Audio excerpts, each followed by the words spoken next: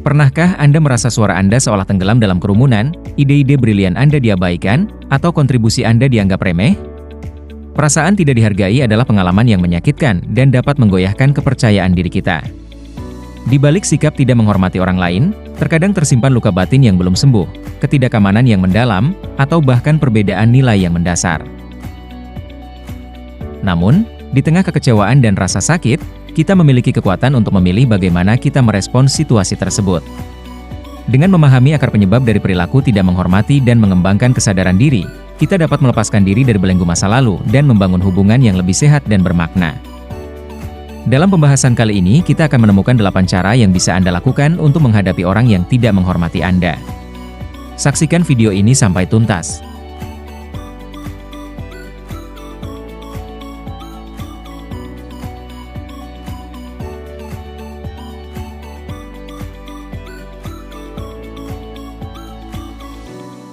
Yang pertama adalah tetap tenang.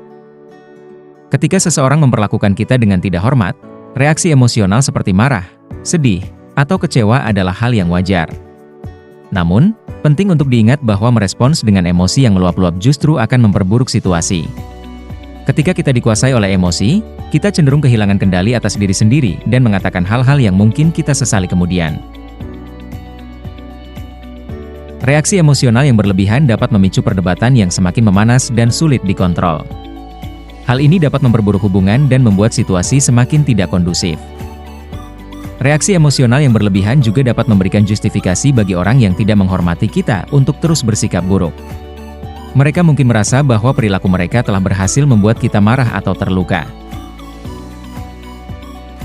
Selain itu, tindakan impulsif yang didorong oleh emosi dapat merusak citra diri kita di mata orang lain. Untuk itu, saat orang memperlakukan kita dengan tidak hormat dan ketika kita mulai merasa marah atau tersinggung, akui emosi tersebut tanpa menghakiminya. Jika Anda merasa terlalu emosi, berikan waktu untuk menenangkan diri sebelum merespons.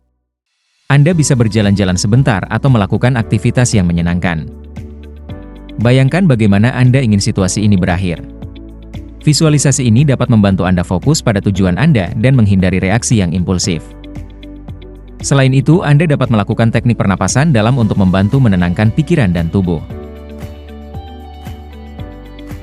Alih-alih terjebak dalam emosi negatif, fokuslah pada mencari solusi untuk masalah yang ada. Menjaga ketenangan saat menghadapi orang yang tidak menghormati kita adalah langkah penting untuk melindungi diri sendiri dan memperbaiki situasi.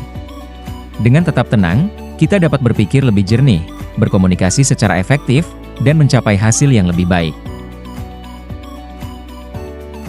Yang kedua, komunikasikan dengan jelas. Sampaikan dengan tegas dan sopan bahwa perilaku mereka membuat Anda merasa tidak nyaman. Ketika seseorang bersikap tidak menghormati, seringkali kita merasa marah, kecewa, atau frustasi.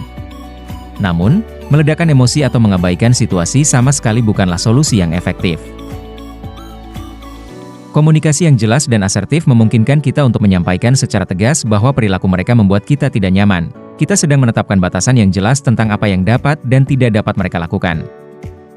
Komunikasi yang terbuka dan jujur dapat mencegah konflik menjadi semakin besar, dan jika orang tersebut peduli dengan hubungan kita, mereka akan berusaha untuk mengubah perilaku mereka setelah memahami dampaknya pada kita.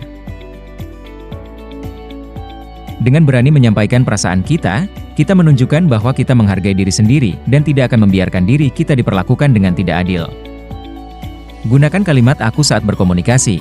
Hal ini sangat penting karena kalimat "aku" memungkinkan kita untuk menyampaikan perasaan kita tanpa menyalahkan atau menyerang orang lain.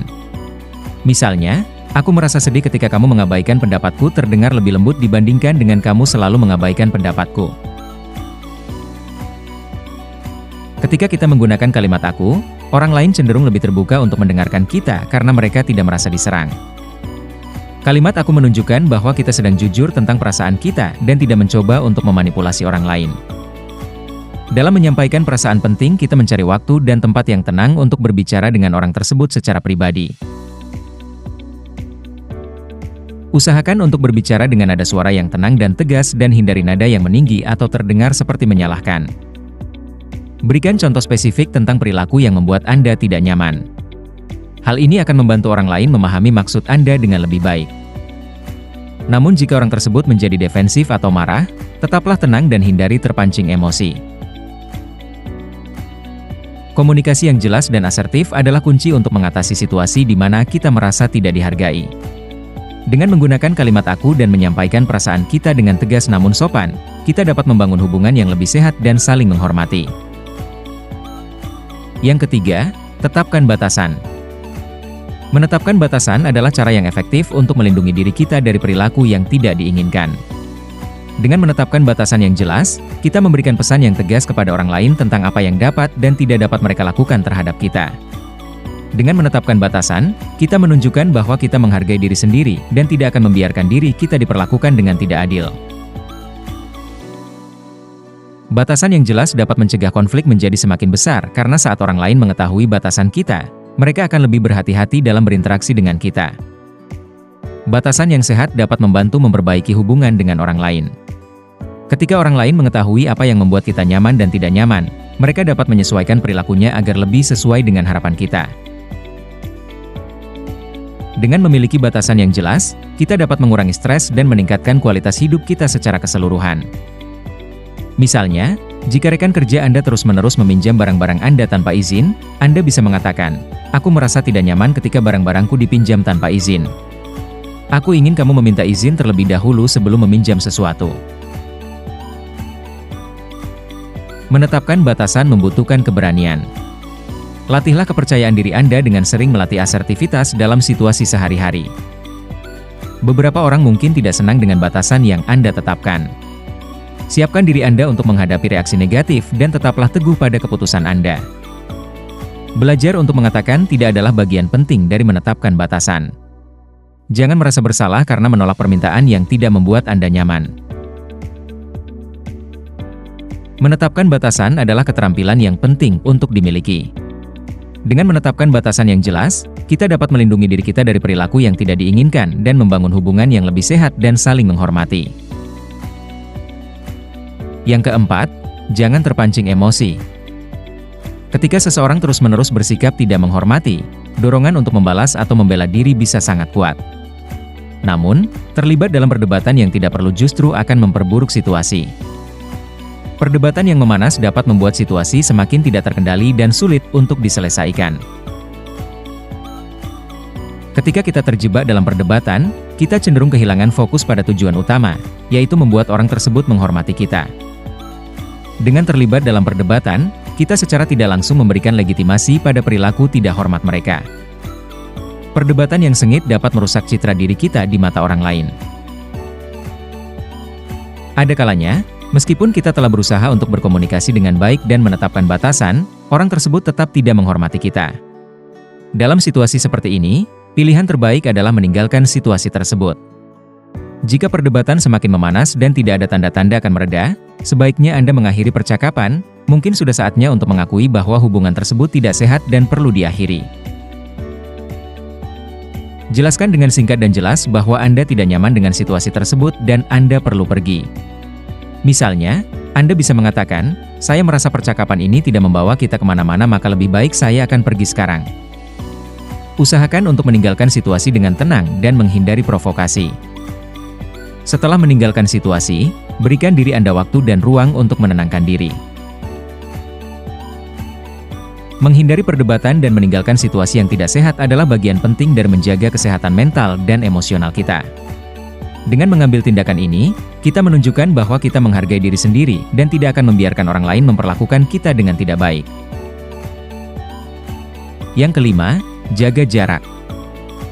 Ketika semua upaya komunikasi dan penetapan batasan telah dilakukan namun tidak membuahkan hasil, menjaga jarak adalah langkah yang bijaksana. Dengan membatasi interaksi, kita memberikan pesan yang jelas bahwa kita tidak akan toleran terhadap perilaku yang tidak menghormati.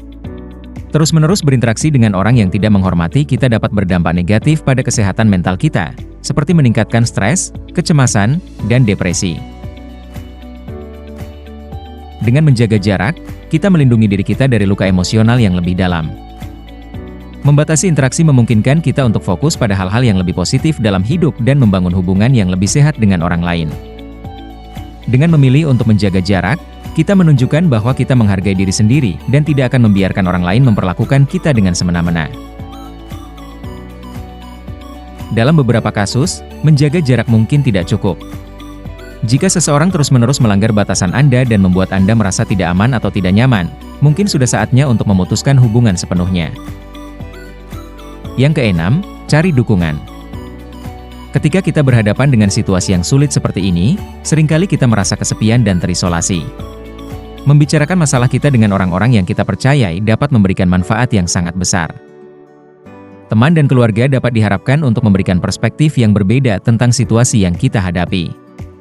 Mereka mungkin melihat hal-hal yang kita lewatkan dan menawarkan saran yang berharga.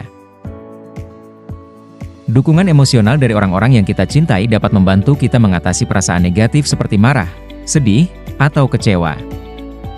Berbagi cerita dengan orang lain dapat membantu kita merasa lebih kuat dan percaya diri dalam menghadapi situasi yang sulit.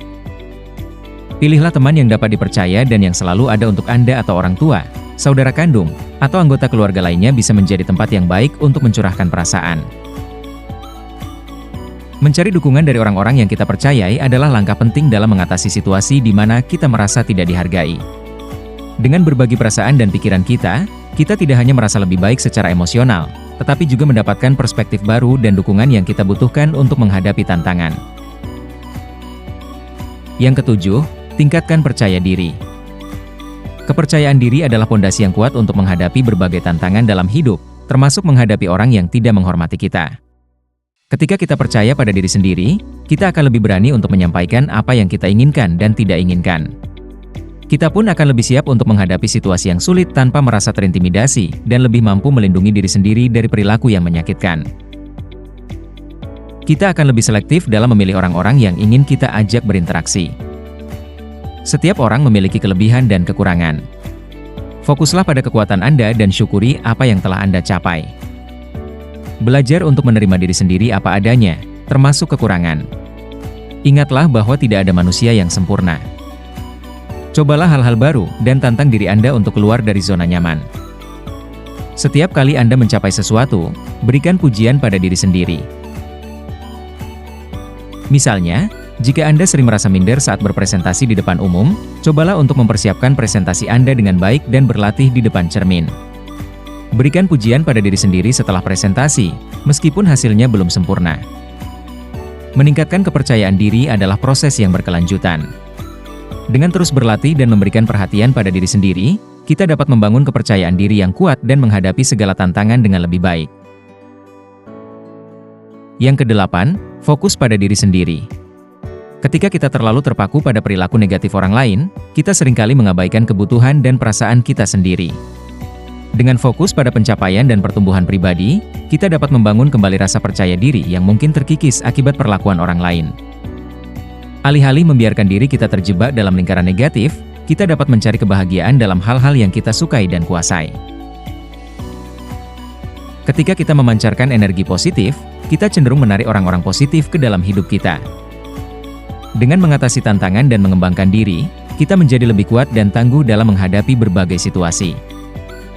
Misalnya, jika Anda sering merasa diremehkan oleh rekan kerja, alih-alih membiarkan perasaan itu menguasai Anda, cobalah untuk fokus pada pengembangan karir Anda.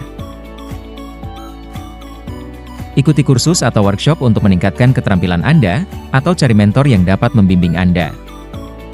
Memfokuskan diri pada diri sendiri adalah salah satu cara terbaik untuk mengatasi situasi di mana kita merasa tidak dihargai.